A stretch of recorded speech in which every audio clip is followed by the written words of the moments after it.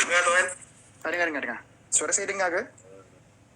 Saya dengar. So kita punya viewers, Amirul, Syamil, siapa Hajidah, dengar tak suara kami berdua?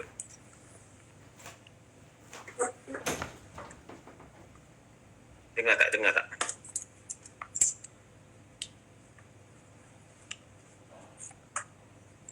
Rasa kalau dia orang senyap tu dengar lah kot. InsyaAllah dengar tu. So kita boleh mula tuan? Boleh insyaAllah. Silakan. So kita berkati sesi kita dengan umul kitab Al-Fatihah. Bismillah. Alhamdulillah. Ya.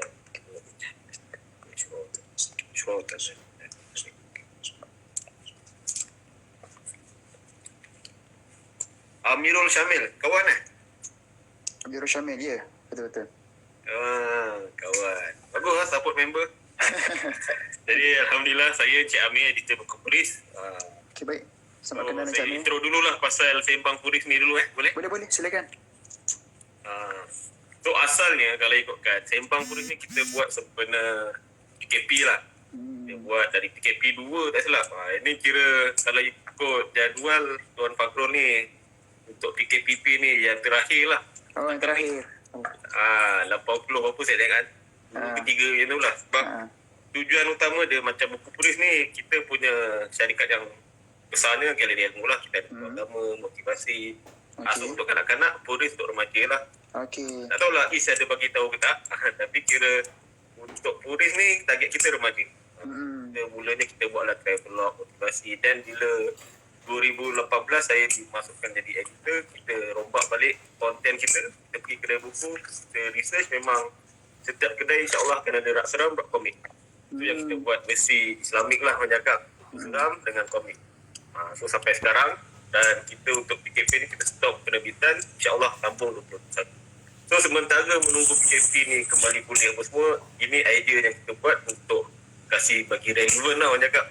So awal tu kita memang kita ajak penulis, pelukis, tinggal lagi waktu ujung-ujung ni tak ramai mereka yang berani nak sahut cabaran live ni. Tu yang kita ajak Istilah pun kita ajak. Macam semalam hari tu kita ajak apa Fakri Fakri. Ni Tuan Fakrul, ada member saya jual apa futsal punya pun yang kaki mancing NGO. So kita meriahkan dia punya konten lah. Sebab apa? Sebab kita terlalu nampak dia punya hashtag kita jaga kita tu. So bagi kami, apa bukti kita jaga kita tu kalau kita tak berkongsi kita positif yang yalah, kita tahu waktu ni waktu yang bagi saya stressful kot. Betul. Ada orang kena buang kerja, ada yang macam-macam. So apa sumbangan kecil kami yang kami boleh bagi, kita berkongsi positif vibes lah, orang cakap apa benda-benda yang mungkin ada manfaat. Kita harap ada manfaat lah untuk kita punya viewers. Dan samping tu saya nak perkenalkan jugalah, macam orang masih tak kenal lagi Puris tu apa, buku Puris. So kita win-win situation lah. So called orang yang kenal Fakrul mungkin tak kenal buku Puris, orang yang kenal buku Puris mungkin tak kenal Fakrul pernah ada konten kat ML Studio semua. So itu secara ringkas untuk Puris lah. So kita balik pada Fakrul lah. Kalau ikutkan yang saya tahu, maklumat asas saya tahu, kawan Istihar itu je. Lepas tu dengan link yang saya tengok dekat ML Studio tu lah. So boleh cerita secara ringkas ke pasal diri sendiri yang orang cakap macam mana orang cakap boleh hantar video dekat MS Studio, kenapa memilih topik tu, kenapa banyak-banyak subjek lain, kenapa nak sentuh isu tu, dan hari ni kita nak cerita pasal apa. Bismillah. Okey, baik. Terima kasih kepada Tuan. Tadi saya terlupa nama Tuan apa tadi Tuan? Encik Amir. Encik Amir. Okey, Encik Amir. Okay, terima kasih kepada Encik Amir. Ringkas saja kot pengenalan. Nama diberi Muhammad Fakrul Islam bin Muhammad Fauzi. Saya masih lagi belajar. Sekarang ni belajar di Universiti Malaya. Tahun 2 insyaAllah buka ASEM ni masuk tahun 3. Saya ambil bidang sejarah tamadun Islam. Tapi saya minat dalam kajian-kajian Quran. Jadi sebab tu saya punya video di ML Studio tu berkenaan Quran. Dan kenapa saya bercakap tentang topik tersebut? Sebab saya lihat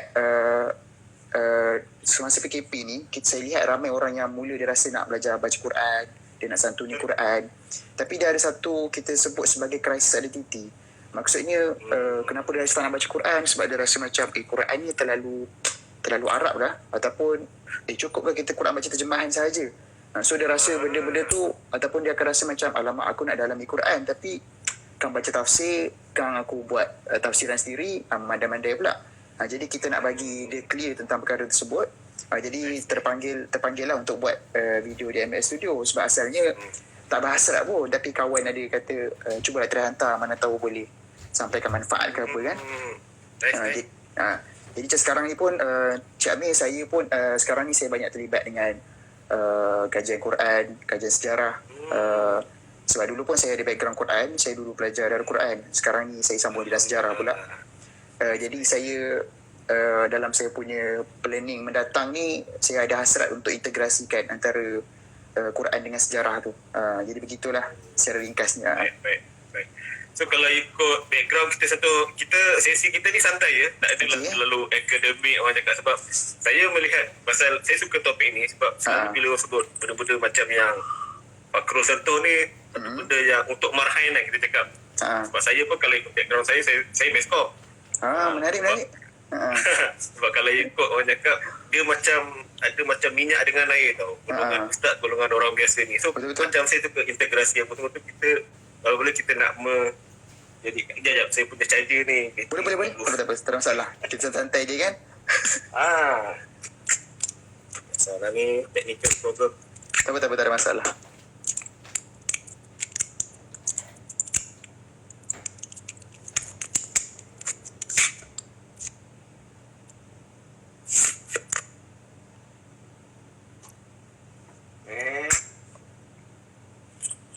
Nice. Okay, sambung. So kita nak mengendurkan sikit dia punya topik supaya tak nampak terlalu berat, tak terlalu akademik ilmiah. Kita berbahasa basi, orang cakap nak mengenali lagi lah, orang cakap nak kenal orang tak cinta kan. Betul. Sebab yang saya belajar, cara-cara komunikasi ni, sebelum kita nak sentuh topik yang lagi serius, kita kena ada takluk hati orang tu. Orang cakap, apa istilah yang saya belajar tu, dia ada 4 T. Ta'ruf, takluk, tabligh, tashkil. Itu yang saya belajar lah. So kita nak orang cakap, mungkin ada yang dah kenal Tuan Fakrul, ada yang dah kenal saya, tapi kita letak semua orang tak kenal kita lah. So macam saya cakap, saya background saya Meskom. So Fakrul memang dari tadi dah Quran. So kalau dalam family tu Mak Ayah memang ustaz-ustazah tu kan? Tak. Dalam kalau nak cerita tentang background family pun, saya sajalah yang, maksud dia yang kecenderungan ke agama tu. Maksud dia kalau dalam adik saya yang lain, semua dalam bidang profesional. Ada yang jadi engineer, ada yang buat takaful insurans. Macam adik saya sendiri dia dentist. Nice. Okay, maknanya benda tu minat sendirilah. Betul, minat sendiri. Mak Ayah jenis support dia. Yang penting jadi orang juga. Betul. So Fakrul mana? Saya Johor, Bahan. Saya orang Shah Alam. Oh, Masya Allah. Okay.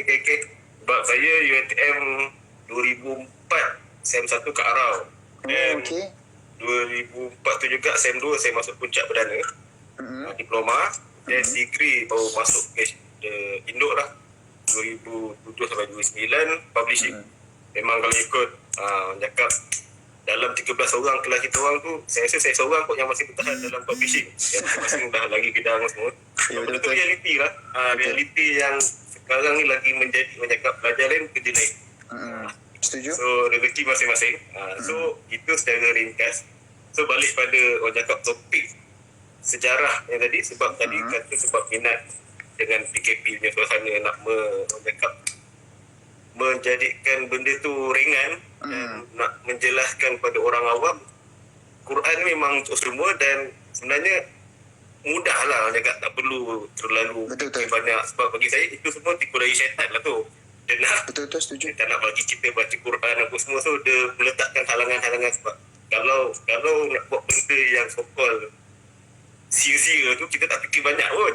Tapi bila nak sentuh bab Quran ni, kita terus rasa macam aku ni rasa banyak dosa aku ni. Padahal itu semua bagi saya setan punya kerja lah. Setan gemuk punya kerja lah. So balik pada yang sejarah tu pula. Sebab apa nak menyentuh bab tu? Sebab sejarah, yelah saya nampak kalau, sebab saya publishing, saya nampak kalau penerbitan ni yang nampak membangkitkan balik isu-isu ni ada penerbit The Patriot. Saya tahu lah kot. Betul-betul. So Patriot bagi saya salute kat diorang sebab diorang menjadikan sejarah tu satu benda yang interesting. Ada kata nak buat projek komik apa semua. So saya sangat suka benda-benda tu. At least kita tahu balik asal-usul kita. Tapi Fakrul melangkaui lagi benda tu, sejarah Islam. So kenapa memilih subjek yang bagi saya orang muda sekarang ni ialah dia suka hiburan, orang cakap. Tapi Betul. macam backward melihat balik ketamadunan Islam apa tokoh-tokoh ni. Mana datang minat tu orang cakap. Okay, soalan yang baik. Sebelum saya jawab tentang soalan tu, saya nak sentuh satu ayat dalam surah Ibrahim. Mana Allah sebut ayat 24, alam tara kaifa daraballahu mathalan kalimatan kasyajaratin tayyibatin asluha thabitun wa far'uha fis sama'. Mana Allah gambarkan supaya kita melihat kalimah-kalimah yang baik itu sebagai satu pohon. Yang mana pohon ni, kalau kita lihat pohon yang baik ni, akar dia kuat, akar dia strong, dan cabang dia tu menjulang tinggi ke langit. Dan kalau kita lihat sejarah ni pun, sejarah ni kalau kita betul-betul kaji dia punya kalimah lah, perkataan dia, sejarah ni datang pada perkataan syajarah dalam bahasa Arab, yang mana merujuk kepada pokok sendiri. Dan sebenarnya ada satu, kita sebut ada signifikan yang besar kenapa orang barat sendiri dia mengambil daripada perkataan Arab untuk menggambarkan history. Dia guna pakai sejarah. Sebab sebenarnya sejarah ni dia bukan sekadar, kalau kita lihat dalam definisi lah, definisi sejarah ni dia bukan sekadar menceritakan berkenaan asal-usul, tapi pokok ni dia nak gambarkan betapa pokok ni adalah satu benda yang sangat penting, itu tunjang dia. Jadi sejarah ni kita nak gambarkan sebenarnya sejarah ni sangat penting dalam banyak-banyak sains ataupun kajian ilmu yang mengkaji tentang manusia yang ada. Sejarah ni boleh dikatakan sebagai salah satu sains yang paling mulia. Tapi macam apa yang tadi Encik Amir kata lah, macam apa yang Encik Amir kata tadi, sejarah ni orang rasa berat. Orang rasa macam kalau orang nak tahu sejarah ni, orang sekarang nak tahu cerita. Orang berminta cerita, tapi orang tak nak tahu lebih dalam lagi tentang sejarah. Jadi ada sebab yang besar kenapa saya memilih untuk masuk ke dalam sejarah Islam. Sebab cerita tentang sejarah kita, saya perhatikan realiti masyarakat kita lebih suka untuk mengetahui tentang sejarah asal-usul kita sahaja. Maksudnya kita lebih suka untuk tahu tentang sejarah Nusantara, tapi kita tidak cenderung untuk tahu tentang sejarah Islam. Sebab kita rasa macam cukuplah kot kita sekadar tahu tentang agama. Kenapa kita nak tahu tentang sirah? Kenapa kita nak tahu tentang bagaimana sahabat-sahabat ni dia punya kronologi kehidupan, dia berjuang, dia nak pastikan supaya Islam tu sampai ke Nusantara. Jadi sebab bila kita tak faham benda ni, itu jadi satu sikap kita tak menghargai agama. Sebab kita rasa macam agama ni datang mudah je. Kita rasa macam kita keluar perut, dah dapat Islam. Macam tu je kot Islam sampai. Kita mungkin belajar.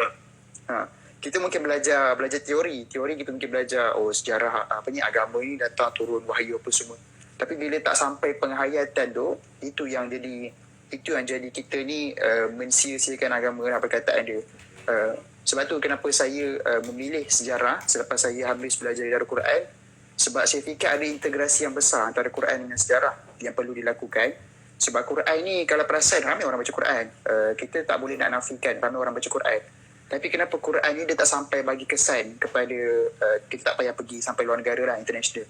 Kita pergi dalam negara sahaja. Ataupun mungkin kita ambil kelompok kawasan kampung kita je lah, kawasan kampung kita. Adakah masyarakat kat kawasan kampung kita ni, mereka betul-betul mengamalkan Quran? So kenapa? Sebab kita nak kata amal ni, kita boleh terlihat pada kesan sikap mereka. Kalau macam contoh masih lagi cakap benda-benda yang kotor, adakah itu yang Quran sampaikan? Jadi saya lihat sebab Quran ni dihilang satu elemen yang kita sebut sebagai, kalau dalam kajian Quran kita sebut sebagai elemen tadabbur. Kalau mungkin Cik Amir biasa dengar perkataan tadabbur ni kan. So tadabbur ni adalah perkara yang kita boleh dapat bila mana kita betul-betul memahami sejarah. Sebab tu dalam Quran tu sendiri, 1/3 daripada konten Quran adalah sejarah punya konten. Maksudnya tentang cerita-cerita, kisah-kisah. So 2/3 baki lagi, itu baru tentang hukum hakam dan sebagainya lah, perkara-perkara yang lain. Jadi itulah sebabnya kenapa saya memilih lah untuk pergi kepada sejarah Islam berbanding sejarah yang lebih umum, sejarah tentang Barat, Eropah dan sebagainya. Dan mungkin ni sedikit tambahan dia kot, sebenarnya saya pun bergiat aktif juga dengan tim The Patriot. Saya ada menulis beberapa artikel. Ada tulis beberapa artikel dekat The Patriot. Antaranya artikel yang kalau Encik Amir ada kelapangan masa untuk baca, saya ada tulis kat komen. Boleh. Saya ada membezakan berkenaan sirah dan sejarah. Sirah dan sejarah yang orang fikir benda ni sama, tapi hakikatnya dua perkara yang berbeza lah sebenarnya. Jadi saya pun bagi aktif jugalah dalam kajian-kajian sejarah, tapi fokus saya lebih kepada sejarah Islam yang besar. Jadi itulah kot sekadar kenapa saya memilih sejarah Islam selepas saya tamat diploma Hidayah Al-Quran dulu, sebab saya fikir ada satu lompong besar yang perlu saya isi supaya masyarakat ni bila mana dia baca Quran tu, dia dapat kita sebut tonjolkan melalui sikap. Sebab apa? Sebab dia berjaya isi lompong yang kita sebut sebagai kekurangan disebabkan mereka tidak melakukan tadabbur. Jadi begitulah secara ringkasnya. Okay, nice. So kira itu nak dipanggil fardu kifayah juga ke macam mana? Sebab dalam ramai-ramai tak minat Tuan Fakrul mengambil tanggungjawab yang kita sangat besar ni. Tu ramai tak yang orang cakap kalau yang Fakrul kenal klik Fakrul punya yang jenis minat macam ni? Ramai tak orang muda yang sokol macam usia korang yang minat macam Fakrul ni? Saya ada kenal beberapa kawan yang dia minat dalam bidang sejarah, tapi tidaklah fokus kepada sejarah Islam. Tapi yang saya lihat mereka minat sebab satu, ada yang terlibat dalam aktiviti belia, so dia lihat kepentingan untuk dia bawa elemen sejarah supaya dia menjiwai aktiviti belia dia lakukan lah. Dan menjawab soalan Encik Amir, tidak adakah benda fardu kifayah? Saya kira satu fardu kifayah sebab ini satu kelompongan besar yang kita perlu isi. Walaupun mungkin kita rasa macam benda ni remeh, macam kenapa penting sangat belajar sejarah ni? Kalau belajar pun kita cukup lah belajar biasa-biasa je kan. Tapi saya kira ini perkara besar yang kita perlu isi, sebab mungkin kelompongan ini adalah menyebabkan banyak sangat kerosakan dalam masyarakat yang berlaku lah, saya kira. So kalau ikut sebelum kita sentuh topik yang nak disebut ni, apa yang Fakrul sendiri buat untuk meramaikan orang macam Fakrul ni, orang yang minat benda ni? Selain pada tadi Patriot, Fakrul tu apa lagi? Adakah ada merancang nak tulis buku ke apa ke? Saya sekarang ni tengah menyiapkan manuskrip buku. Cuma saya tak jumpa lagi lah kot publisher yang saya rasa bersesuaian.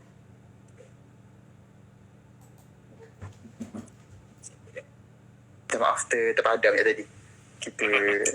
Dia jadi screen jadi lock tadi. Saya ada merancang untuk menulis manuskrip. Saya sekarang tengah menyiapkan manuskrip, cuma tak jumpa lagi. Mungkin tak jumpa lagi mana bersesuaian kot untuk publish. Saya ada tuliskan buku berkenaan Quran satu, dan ada juga merancang untuk menulis buku tentang sejarah.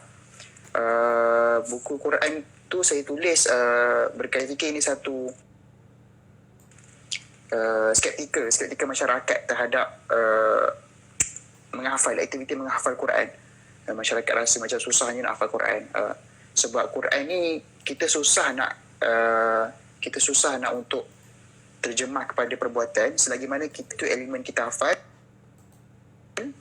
elemen faham.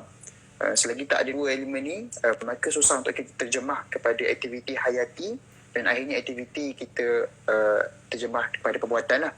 Jadi saya rancang menulis manuskrip buku tentang Quran, tentang sebenarnya walaupun kita ni kita tak ada background Quran ke, kita tak ada background agama di sekeliling kita ke, ataupun kita tak ada satu dorongan untuk menghafal pun, sebenarnya kita masih lagi boleh menjadi penghafal Quran yang berjaya. Sebab yang mencabarnya bukanlah menjadi penghafal Quran, yang mencabarnya adalah untuk mengekalkan hafalan. Itu saya rasa cabaran besar lah. Dan begitu juga dengan sejarah. Saya kira sejarah pun saya kira ada satu signifikan yang besar antara Quran dan sejarah lah. Yang mana sejarah itu sendiri kita nak hafal, kita mungkin dah susah pun nak hafal tarikh-tarikh, fakta dan sebagainya. Tapi lagi susah untuk kita pastikan sejarah itu dapat dibumikan dalam masyarakat. Saya rasa itu perkara yang lebih besar lah. Dibumikan Dibumikan. Sebab saya lihat sejarah ni, sekarang ni saya lihat Quran tak ada, kalau sebelum ni saya lihat Quran ni ada satu masalah yang besar, iaitu Quran ni terlalu dilangitkan. Maksud dia orang rasa macam susah lah kita nak baca Quran ni. Kita ni tak ada background agama, boleh ke kita belajar Quran? Dia tak gap yang besar. Tapi sekarang ni saya lihat gap tu semakin lama semakin kecil, sebab banyak orang melakukan usaha-usaha tersebut. Walaupun perkara tersebut masih ada lagi, saya masih lihat lagi realiti tersebut sebab saya belajar di UM. Di UM ni dia punya majoriti besar adalah bukan pelajar pengajian Islam. Saya banyak engage juga dengan pelajar-pelajar yang bukan pengajian Islam. Jadi saya lihat masih ada gap tu, tapi gap tu dah agak kecil berbanding suatu ketika dahulu. Gap tu sangat besar. Tapi masalah ini berlaku pula pada sejarah. Yang mana sejarah ni orang rasa macam sejarah ni terlalu intelektual lah nak bincang pasal sejarah ni. Betul. Aduh, banyak sangat fakta lah, banyak sangat dia punya kata apa perspektif sejarawan ni, so orang rasa berat benda tu. Jadi antara usaha-usaha yang saya lakukan adalah saya lakukan beberapa saya ada lakukan seminar, ada juga memenuhi jemputan talk dan sebagainya, supaya sejarah tu tidak dirasakan terlalu berat.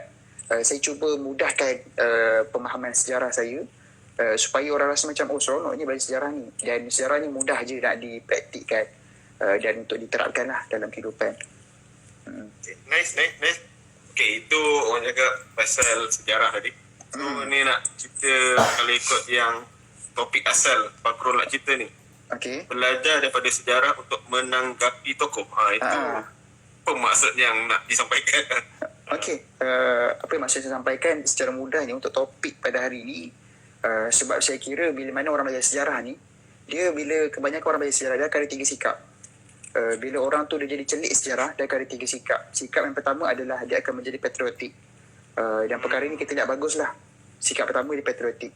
Dan kemudian sikap yang kedua adalah bila seorang tu celik sejarah ataupun dia pelajari sejarah, dia akan menjadi seorang yang meromantikkan sejarah.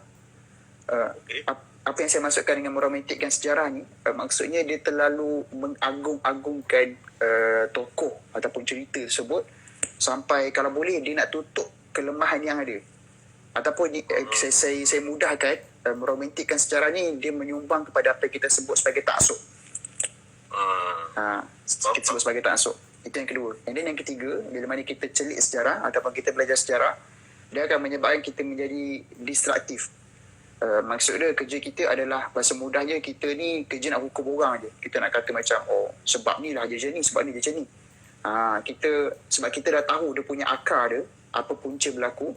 So benda tu akan membina kita punya rasa distraktif kita. Kerja kita adalah nak kata ni tak betul, semua tak betul. Kerja kita nak blame. Kita nak kata macam kenapa ada Syiah, ni sebab ni lah. Kenapa ada Khawarij hari ni, ni sebab ni lah. Kita akan blame. Kita akan jadi suka blame, sikap suka blame. Itu 3 perkara lah. Jadi bagaimana sebenarnya dengan kita belajar sejarah, kita dapat mengelakkan 2 sikap tadi, supaya kita menjadi apa yang disebut sebagai, dalam Quran disebut sebagai wasatiyah, pertengahan. Maksudnya kita mengangkat suatu tokoh, tapi bila ada kelemahan sisi lemah yang kita nampak, kita masih lagi akan membicarakan tentang kelemahan dia. Sebab bila mana kita taksub, ini yang berlaku disebabkan taksub ni lah yang menyebabkan berlakunya syirik pertama di dunia. Kalau kita telusuri balik sejarah sirah para anbiya, kita lihat sebelum Nabi Nuh sampai, kenapa kaum Nabi Nuh ni dia boleh sampai sembah berhala, yang mana ada disebut dalam surah Nuh, ada sebut bahawa dia sembah berhala yang dinamakan Ya'ud wa Nasra, kan? Ada 4 berhala. Saya tak berapa ingat dia punya nama berhala tersebut, ada 4. Di mana asal 4 berhala ni adalah seorang wali Allah yang mereka hormati, yang mereka agungkan, sebab mereka mulia. Asalnya mereka sekarang nak dapat keberkatan, tapi akhirnya mereka sembah, mereka buat jadi patung dan mereka sembah. So itulah kesan bila mana meromantikkan sejarah tu. Jadi kita kena belajar daripada sejarah. Bagaimana? Sebab sejarah ni dia ada pandu. Sebab kita kan biasa kalau kita dengar perkataan orang bisnes kata, kalau kita nak berjaya, kita kena ada satu role model ataupun kita kena contoh. So itulah sejarah, peranan sejarah. Sejarah ni peranannya sebagai satu contoh yang kita kena ikut acuan dia. Sebab kalau kita tak ikut acuan sejarah ni, kita akan jadi sangat mudah tergelincir. Sejarah ni ibarat kita nak lalu satu titian yang sangat, kita sebut sangat ni lah, nipis kot. Sangat nipis. Yang mana sejarah ni dia akan menjadi satu bantuan untuk kita menyeberangi titi tersebut. Kalau tak ada bantuan tu, kita akan mudah tergelincir. Yang mana matlamatnya adalah supaya kita menjadi patriotik tadi. Bukan menjadi patriotik sebenarnya. Nanti saya akan ceritakan apakah goal setting kita belajar sejarah. Gitu. secara mudahnya lah. Okey. So, Penerangan maknanya topik. itu secara ringkasnya ada 3 sebab tadilah. Bila kita dah cari sejarah tu sama ada yang pertama tu itu boleh kita kira bagus lah kot patriotik tu. Betul, patriotik bagus. Patriotik tu benda Itu kita dia. nak dapat kan sebenarnya.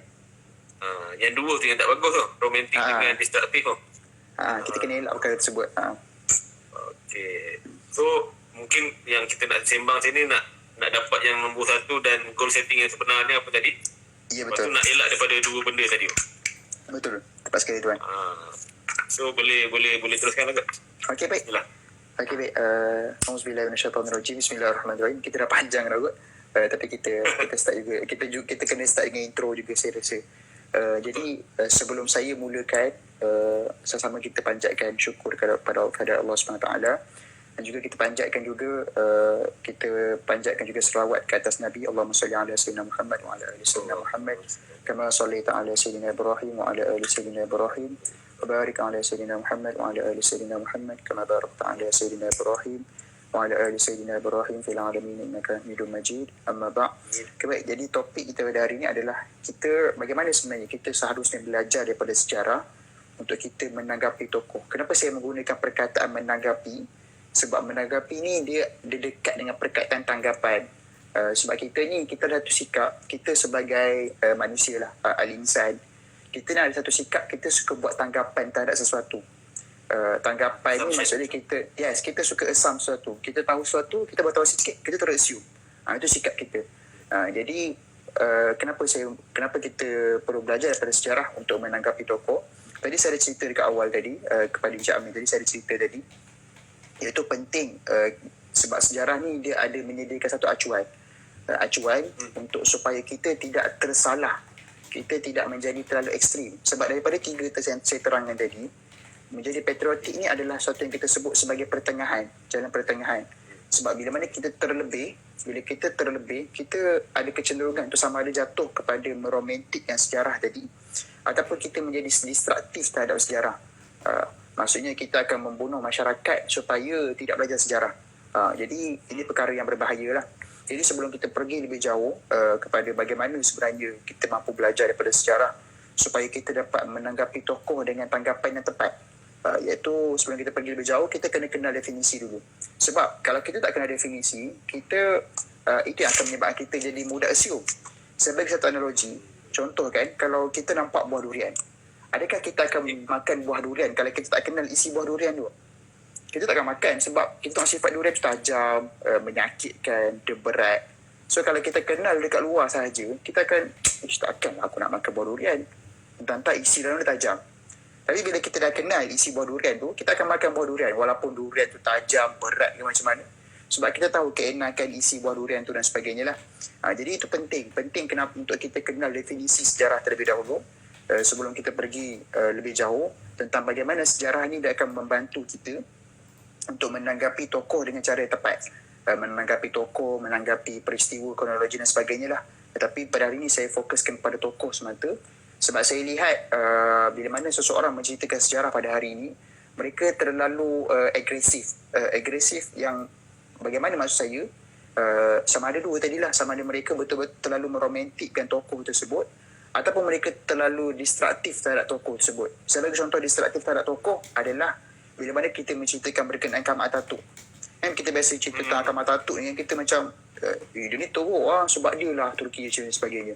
Tapi kita tak faham dia punya flow cerita daripada awal sampai habis yang menyebabkan dia mengambil polisi sedemikian. Jadi kita nak jadi yang tengah tadi supaya jadi patriotik. Sebab patriotik ni dia bukan sekadar patriotik kepada negara dan bangsa kita sahaja, tapi patriotik ni boleh jadi patriotik kepada agama. Maksud dia kita ni betul-betul mempertahankan agama, kita menghargai agama dan sebagainya. Itu penting belajar sejarah. Jadi apakah definisi sejarah secara mudahnya? Definisi sejarah secara mudahnya kalau kita tengok kat wiki ataupun kita tengoklah, bacalah mana-mana sejarawan punya definisi, mostly akan cakap sejarahnya adalah satu hal ataupun peristiwa yang benar-benar berlaku pada masa lampau. Ini yang basically general punya definition. Tapi pada hari ini saya nak come out dengan beberapa definition sejarawan yang sedikit berbeza.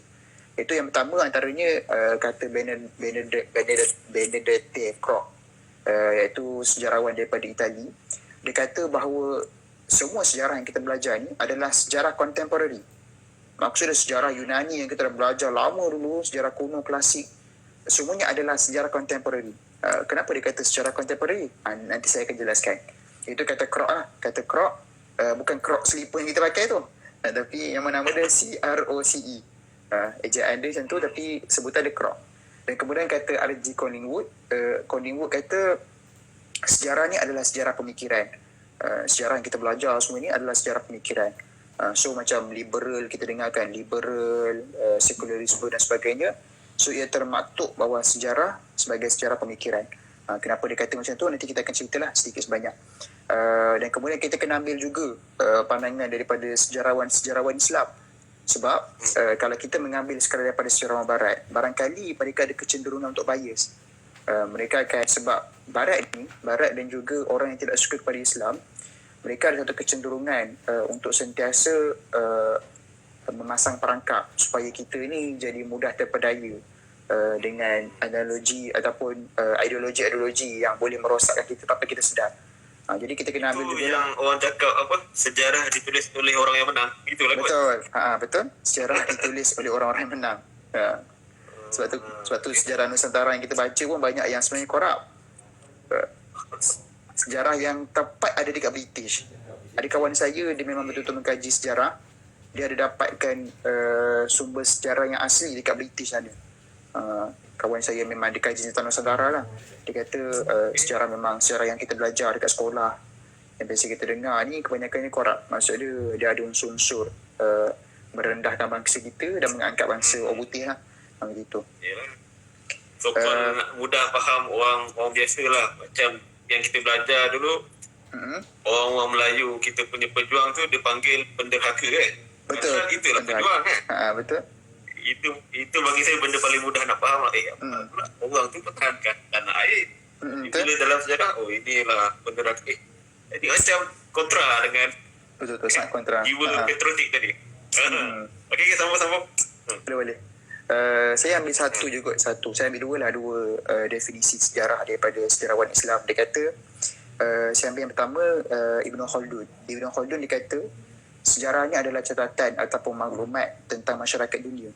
Dan ia merangkumi dua perkara. Satu, daripada sekecil-kecil perkara berkenaan sikap, maksud daripada kebiadaban, kesopan, santunan dan sebagainya.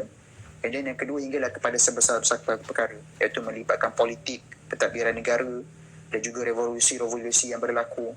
Jadi senang cerita, Ibn Khaldun kata sejarah ni adalah catatan ataupun maklumat daripada sekecil-kecil perkara yang pernah berlaku dulu sehinggalah kepada sebesar-besar perkara.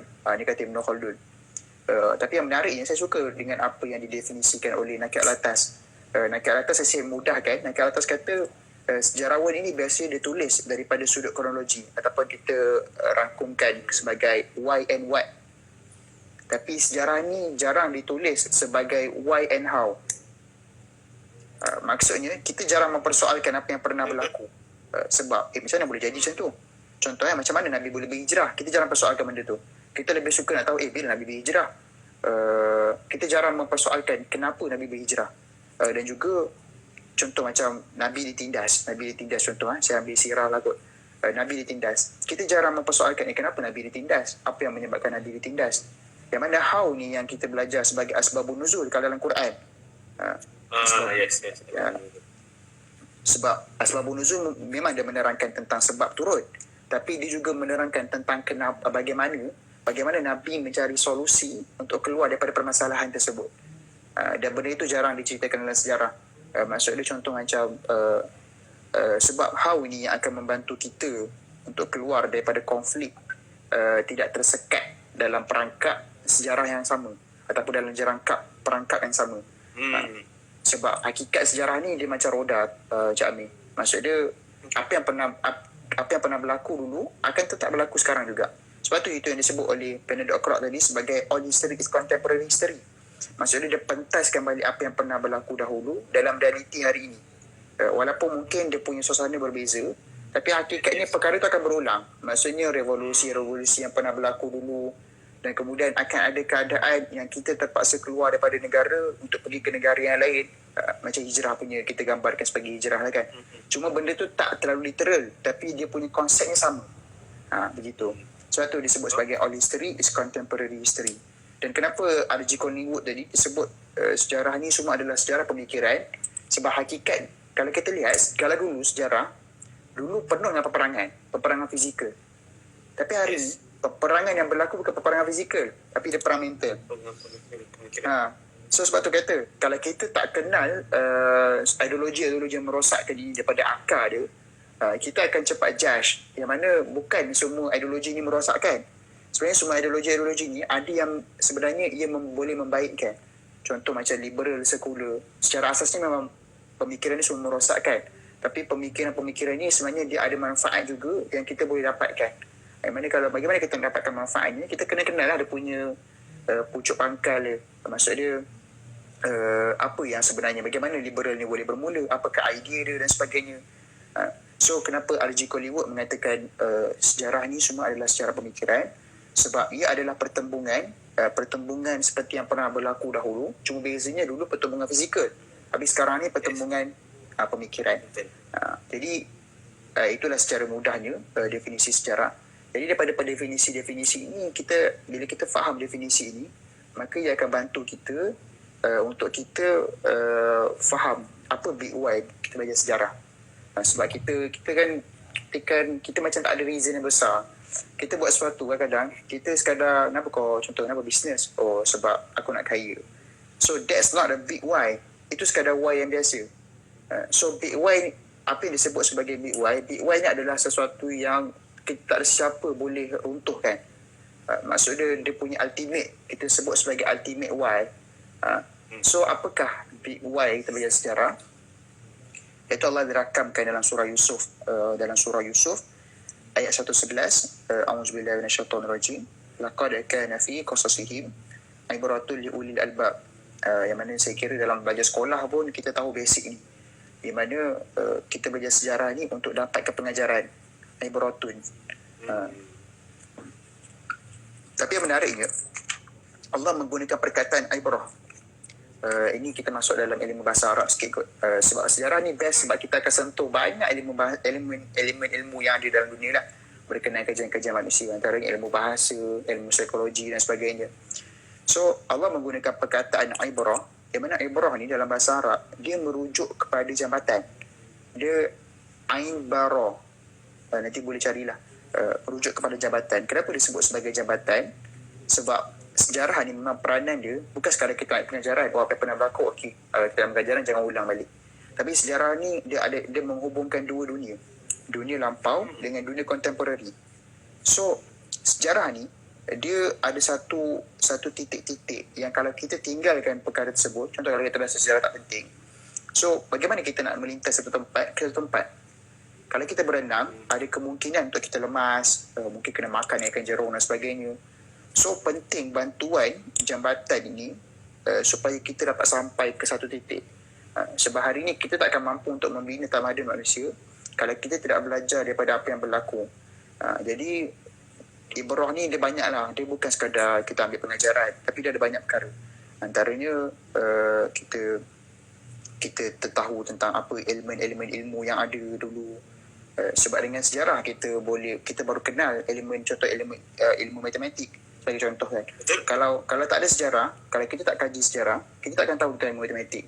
Sebab kalau mana-mana ilmu pengetahuan pun, perkara pertama yang dia akan tekankan adalah untuk kita kenal bagaimana dia bermula ilmu matematik, suatu ilmu tu.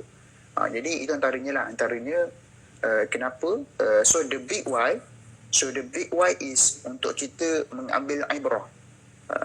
Untuk kita mengambil ibrah, yang mana peranan mengambil ibrah ni adalah satu, supaya kita tidak ulang kesilapan yang sama. Itu yang pertama lah. So the big why is kenapa kita belajar sejarah? Supaya kita yang sama. Dan kenapa kita kena ambil ibrah? Supaya kita tidak jadi apa yang disebut sebagai wa'adallahu alladhina amanu yastakhlifannahum fil ard. Yang mana kan bahawa bagi satu kaum yang melakukan kerosakan, untuk Allah kegantikan dia. So kita tak nak kita ni sebabkan kita banyak melakukan kerosakan, kita tidak belajar pada sejarah, kita digantikan oleh satu bangsa yang lain. Sebab benda ini telah berlaku pada Yahudi.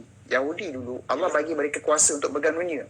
Tapi sebab mereka melakukan kerosakan, mereka bunuh para nabi dan sebagainya, jadi Allah gantikan mereka dengan keturunan Nabi Ibrahim AS. Allah berikan kekuasaan pemerintahan kepada keturunan Nabi Ibrahim AS, yang mana dapat pada kita lah pada hari ini.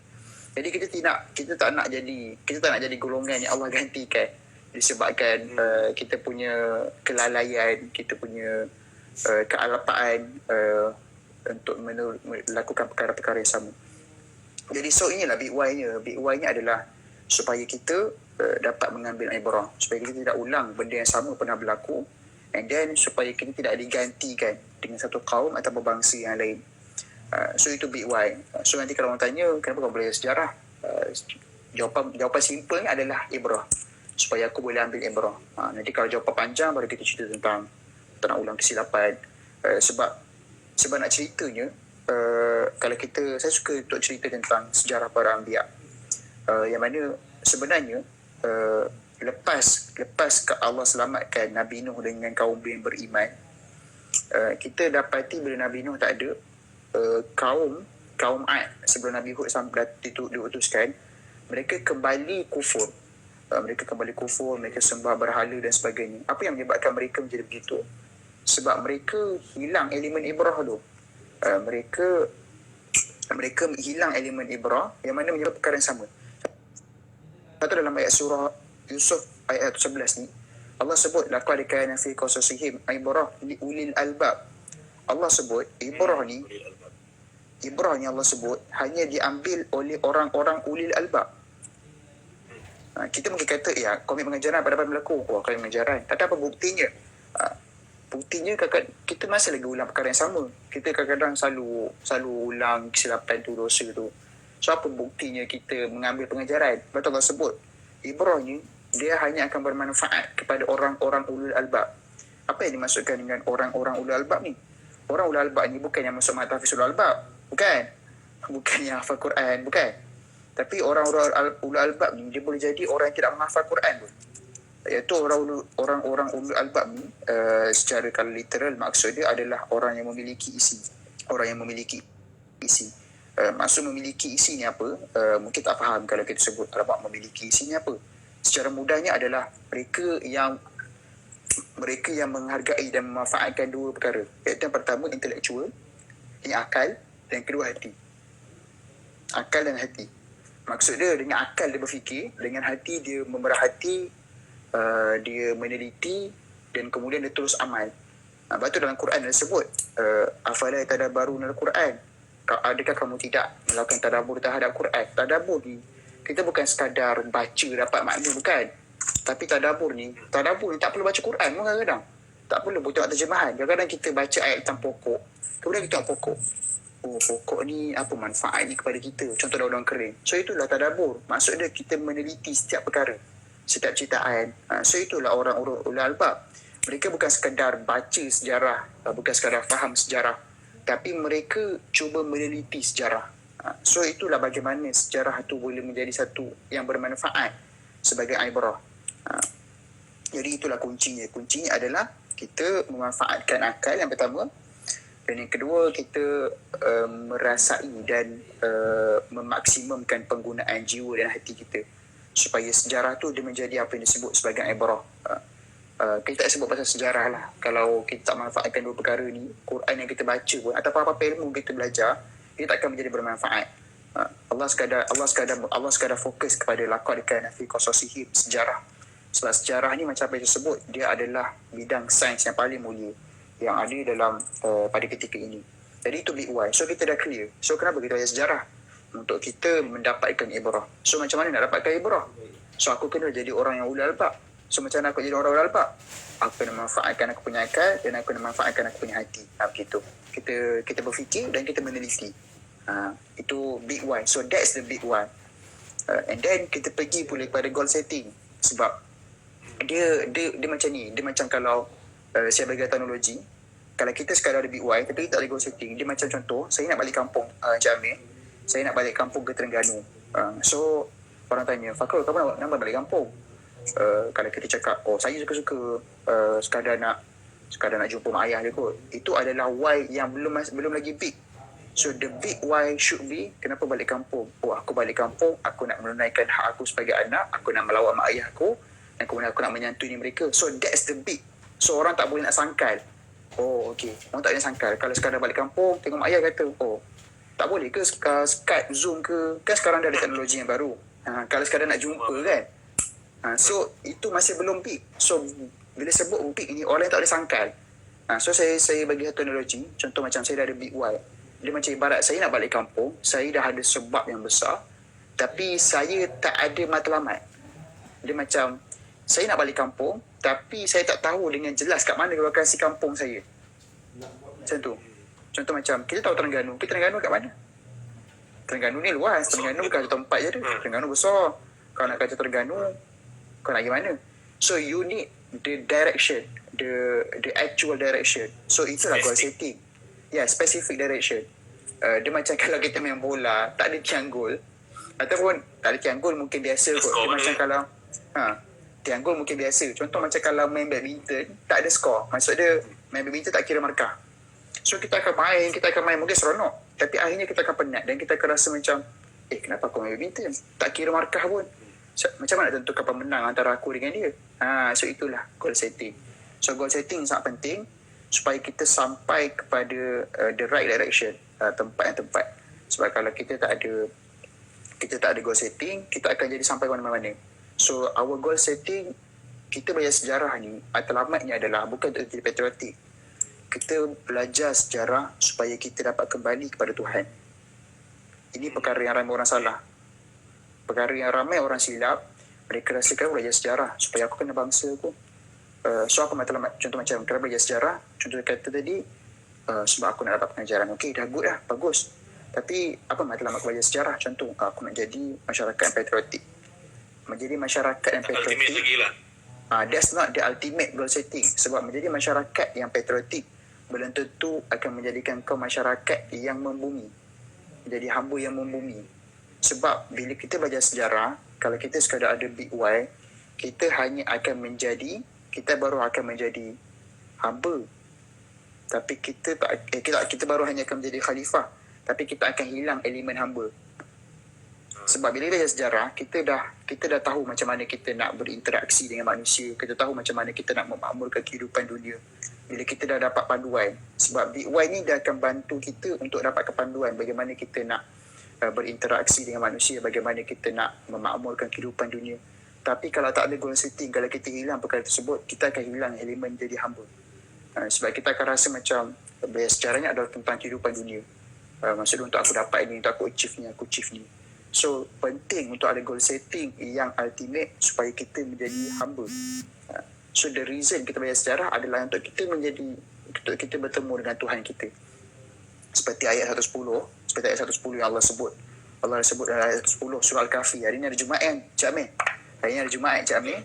Kita baca surah Al-Kahfi kan? Hari Jumaat itu surah Al-Kahfi kan? Kita kan kalau paling malas lah kita baca Quran ni, kita baca 10 ayat awal, 10 ayat akhir pun dah cukup, dah terbaik dah. Jadi pada ayat yang terakhir, Allah sebut, Qul innama ana basyarum mithlukum yuha ilayya annama ilahukum ilahu wahid. Faman kana yarju liqa'a rabbih. Siapa yang mengharap pertemuan dengan Tuhannya. So inilah matlamat kita belajar sejarah, supaya kita bertemu dengan Tuhan kita. Dan Allah bagi panduan pada ayat 110 tadi, Allah bagi panduan orang yang mengharap pertemuan dengan Tuhan dia, bagaimana sikap dia. Sikapnya adalah dia akan beramal soleh. Dia tak akan buat perkara-perkara yang Tuhan tak suka. Sebab contoh kalau macam kita jumpa dengan raja, adakah kita akan buat perangai biadab, pakai tak sopan dan sebagainya? Mesti kita akan buat yang terbaik. Kita akan pastikan supaya sebelum kita berjumpa dengan Sultan dah suka kita dah. So kita akan buatlah perkara-perkara yang Sultan suka, supaya bila kita sampai jumpa tu nanti, Sultan dia akan sangat suka dengan kita. Jadi macam itulah juga. Jadi matlamat kita belajar sejarah ni supaya kita dapat panduan bagaimana caranya nanti, bagaimana perkara-perkara yang seharusnya aku lakukan supaya matlamat aku berjumpa dengan Tuhan aku nanti, aku berada dalam keadaan yang selamat, aku berada dalam keadaan yang gembira, bukan menjadi dalam keadaan yang kita rasa macam Tuhan tolonglah bagi aku kembali ke dunia. seperti yang disebut dalam surah Sajadah. So this is the goal setting. Kenapa kita belajar sejarah? Supaya kita bertemu dengan Tuhan kita. Matlamat menjadi patriotik, itu matlamat yang bagus. Tapi that's not the ultimate goal setting. Fakrul, kita sebenarnya saya tak tahu Fakrul biasa IG live ke tak. Kita kalau IG live ni dia memang genap 60 minit dia akan mati. Betul. So tapi so bagi saya ni semua introduction lah kot. Kata benda yang sangat menarik, sangat bagi saya memang antara sesi yang saya terpaku lah bila dengar dari sudut orang yang memang belajar sejarah, kaji sejarah. Dan saya nampak apa penerangan yang Fakrul bagi ni memang mudah lah untuk so-called marhain faham. Dan ultimate dia punya goal tu memang satu benda yang kita tak boleh nafi, nak suka kita balik pada Tuhan, tapi bagaimana kita balik. Dan big why tadi bila kita belajar sejarah, sebab kita ambil ibrah tu, kita jadi balik pada membumi menjadi khalifah yang hamba. So ada dalam 5 minit lagi ni Fakrul untuk sesi, bagi saya ni sesi pertama lah kot, sesi pandang betul. So kalau kita nak sambung lagi, insyaAllah kita akan buat sesi yang lagi proper ke apa. Tinggal lagi 5 minit yang terakhir, 4 minit yang terakhir ni, apa yang boleh Fakrul simpulkan untuk so-called kita punya viewers lah umumnya, untuk mengambil berat. Sebab awal tadi kalau boleh nampak saya banyak cakap benda ni satu benda yang penting ke sejarah, tapi bila lebih kurang hampir sejam ni saya sendiri, walaupun mungkin saya berusia daripada Fakrul, saya baru rasa macam diketuk-ketuk. Kau tengok budak lagi muda lagi cinta sejarah pada kau yang asyik komik, berseram saya lah editor kan. So saya nampak benda ni satu benda yang kalau ikut saya tak nak sebut fardu payah kot, saya nak sebut fardu ain lah kot. Dia balik pada Tuhan tadi ultimate tu. So semua orang kena mati kan. Nak tak nak memang kena mati. Betul. Apa yang boleh Fakrul bagi tahu dalam 3 minit dah simpulkan untuk orang belajar sejarah ni dengan sungguh-sungguh lah, supaya tak take for granted lah. Bismillah, 3 minit. Okay, saya cuba kurang lagi lah kot, supaya ada ruang untuk Cik Amir nanti tutup. Secara mudah je apa yang saya boleh katakan, kita belajar dalam bidang apa pun, sebab sejarah ni kita tak boleh nak buang. Kita cakap lagi tak minat sejarah pun, sebab kita sambut birthday itu sejarah, kita sambut kelahiran kita. So hakikatnya kita sebenarnya suka sejarah, tapi barangkali kita belajar dengan metod yang salah menyebabkan kita rasa sejarah yang membosankan. Begitu juga dengan Quran, perkara yang sama juga. Quran ni sebenarnya perkara yang mudah Allah sebut, perkara yang tidaklah menyusahkan, dan ia perkara yang seronok untuk dipelajari. Tapi disebabkan kita barangkali kita jumpa dengan guru yang salah, barangkali kita jumpa dengan orang-orang yang tak betul, dan kemudian kita belajar dengan metod yang salah, kita rasa Quran dengan sejarah ni macam alamak terlalu melangit, tak sesuai dengan aku dan sebagainya. Jadi apa yang saya boleh katakan, carilah jalan yang terbaik, supaya dalam bidang apa pun yang kita ceburi, kita tidak meninggalkan sejarah, dan kita paling penting sekali kita tidak meninggalkan Quran sebagai kita punya perundangan yang utama lah. Jadi setakat itu saja, saya harap perkongsian pada hari ini membuka mata kita, supaya kita lebih berusaha untuk menyantuni Quran dan juga sejarah. Amin. Baik, saya serah kepada Tuan Cik Amir balik lah. Bagi saya sangat bersyukur, utamanya saya kredit pada Istiha lah kerana memperkenalkan Fakrul dengan Sembang Puris ni, sebab satu penutup yang sangat baik untuk PKPP Sembang Puris dengan bulan kemerdekaan, dengan topik sejarah yang saya tak expect sebegini. Bagi saya best lah. Ni jujur saya cakap memang best. Saya tak tahu penonton viewers ni ada rasa macam ni, tapi bagi saya memang saya minta izin dekat Fakrul, saya nak cut sikit-sikit masuk dekat YouTube apa semua dekat. Boleh. Kita ada 5 lah dekat IG, FB, TikTok, Twitter apa semua yang saya boleh kongsikan benda ni, sebab perlu lagi ramai orang tahu benda ni. Sebab betul lah tu, kadang ayat Melayu lah, niat tak halalkan cara. So benda tu benda memang dah baik, tapi bila approach tu tak kena, jadi benda tu jadi tak sedap. Ibarat macam dakwah bila tak kena gaya, benda yang betul pun jadi salah. So betul lah tu, sejarah apa semua ni benda yang mudah betul, tapi bila orang cakap wrong time wrong place, kita salah jumpa approach yang betul, itulah minat tu jadi tak ada. So, Alhamdulillah saya bersyukur sebab contoh macam ada channel ajar apa semua yang mengenalkan belajar ni benda yang seronok. Luar konteks apa semua kan. Patriot Susah ni lagi perlu dibanyakkan. Macam kami sendiri, kalau untuk makluman, kita ada juga buat satu novel Ibrah Sejarah. Itu kita punya nama kategori dulu lah. Kita ada buat, kalau tengok sini saya tulis dia punya nama, web sutera. Oh, okey. Ni penulis. Nanti saya singgah. Ini memang antara penulis yang lari daripada novel cerita lah. So boleh stalk dia punya IG FB. Memang dia antara penulis yang banyak bawa, selain pada Pak Latif lah, Latif Talib lah. Dia banyak tulis pasal sejarah dalam bentuk novel. Nak menjadikan sejarah ni satu benda yang menarik. So untuk waktu ni sekian dulu. Terima kasih banyak. Minta maaf atas kekurangan semua. Dan saya harap aku tak serik lah. Kalau kita safety lagi proper, InsyaAllah kita boleh banyak lagi konten-konten macam ni. Boleh, insyaAllah. Terima kasih banyak. Okey, baik, selamat. Terima kasih juga Cik Amir. Assalamualaikum.